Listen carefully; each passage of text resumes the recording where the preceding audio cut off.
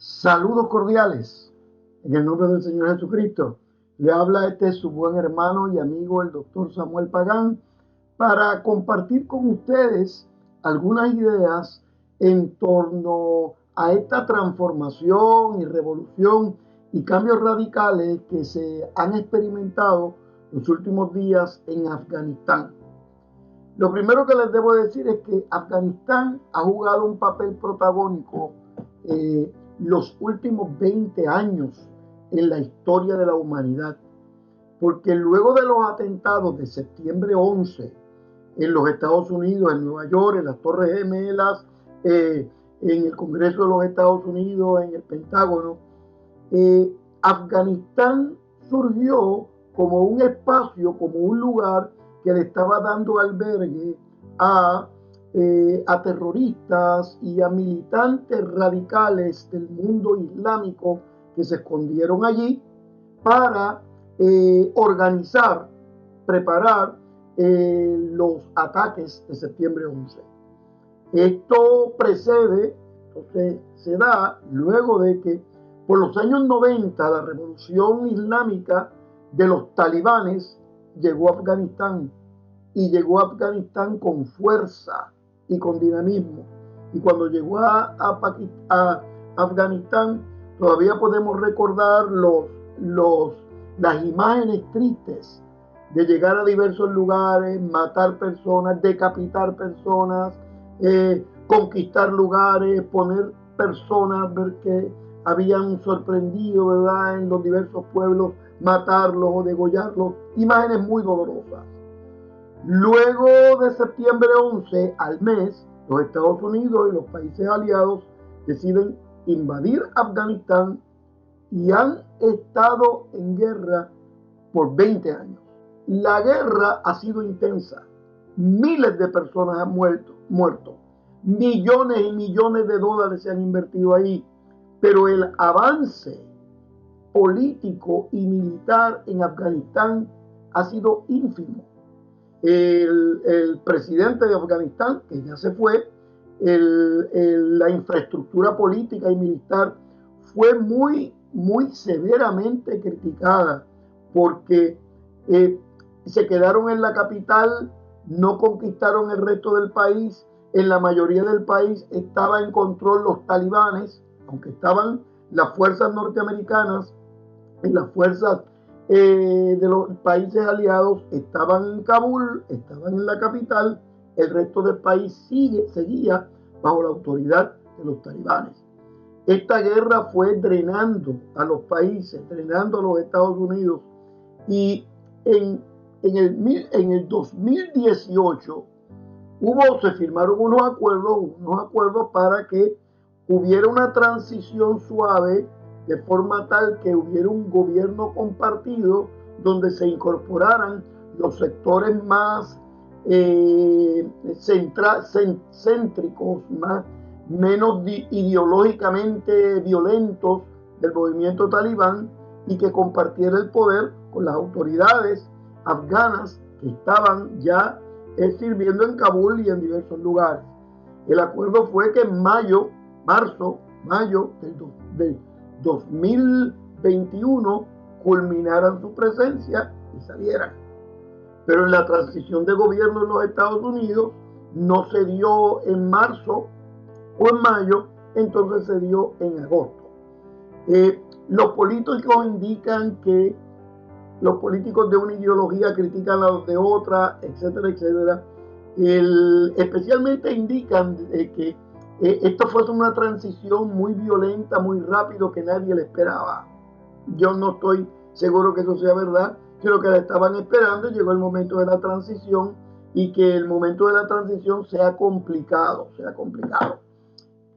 Dos cosas más con respecto a esta crisis en Afganistán he estado comunicando a los medios.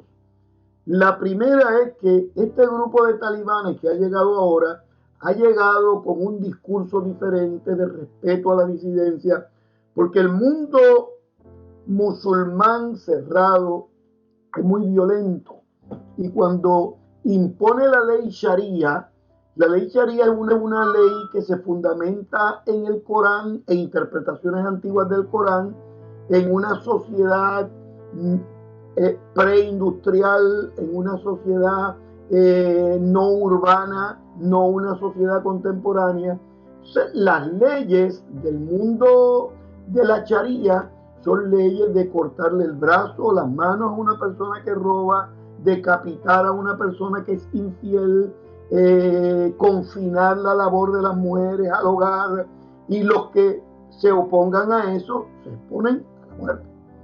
Quiere decir que con la llegada de los talibanes nuevamente al poder, los sectores minoritarios de Afganistán, mujeres, niñas, grupos musulmanes minoritarios, grupos cristianos que están, grupos de otras religiones que están en Afganistán, se han preocupado y tienen razón para preocuparse por el capítulo anterior en la última década del siglo XX, los años 90, donde la llegada de los talibanes fue violenta, criminal, fue una llegada hostil y fue un desastre. Por eso es que cuando los Estados Unidos llegan y los aliados llegan, se calma, siguen las peleas en diversos lugares de Afganistán, pero por lo menos Kabul, hay mucha más paz y más calma y desarrollo económico, etc.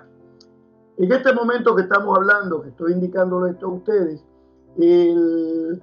ha habido el discurso talibán se ha moderado y ahí está indicando los talibanes que quieren estar en contacto con diversas partes del mundo.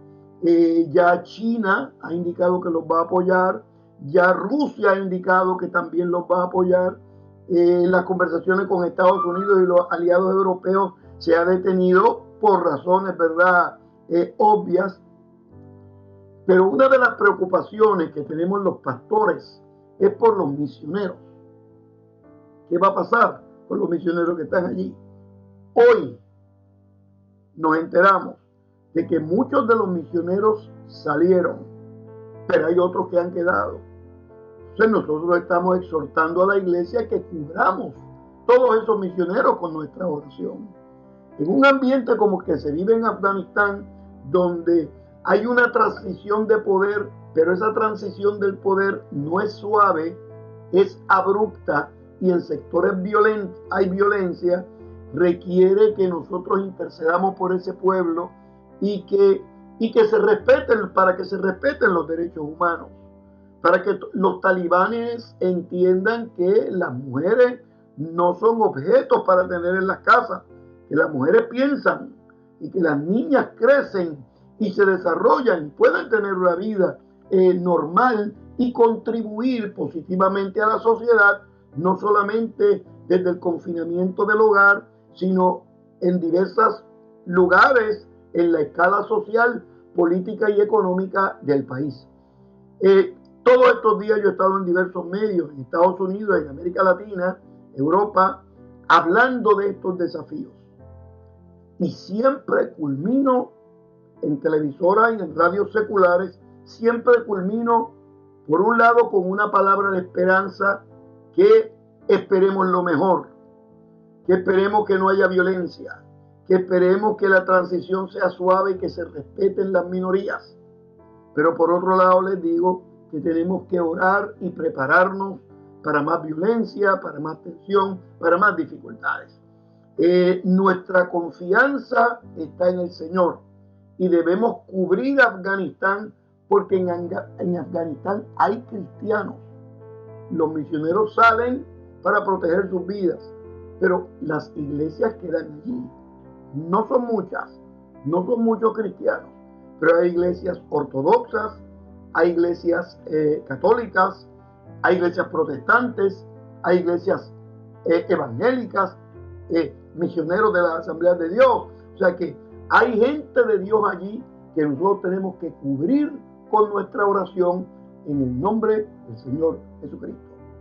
En el día de hoy, que muchas iglesias van a ver este video, en el día de hoy, donde diversas congregaciones van a estar al tanto de mi voz y de mi imagen, le digo a los pastores y a las pastoras y a las comunidades de fe que separemos un instante para pedirle al Dios eterno y al Dios de la historia y al Dios de los pueblos y al Dios de Afganistán que intervenga en ese pueblo, que intervenga en esa comunidad, que le haga entender a los talibanes que los seres humanos tienen el templo del Espíritu de Dios que hay que respetar, que los seres humanos tienen un aliento de vida, un pedazo de la gracia, un retazo de la eternidad que nosotros debemos respetar con honor y con dignidad en el nombre del Señor Jesucristo.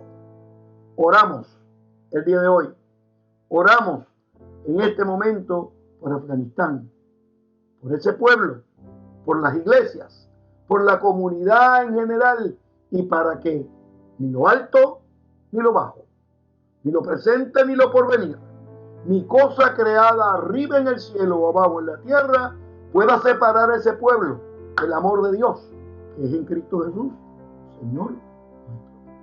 Saludos cordiales, y le ha hablado su buen hermano y amigo, el doctor Samuel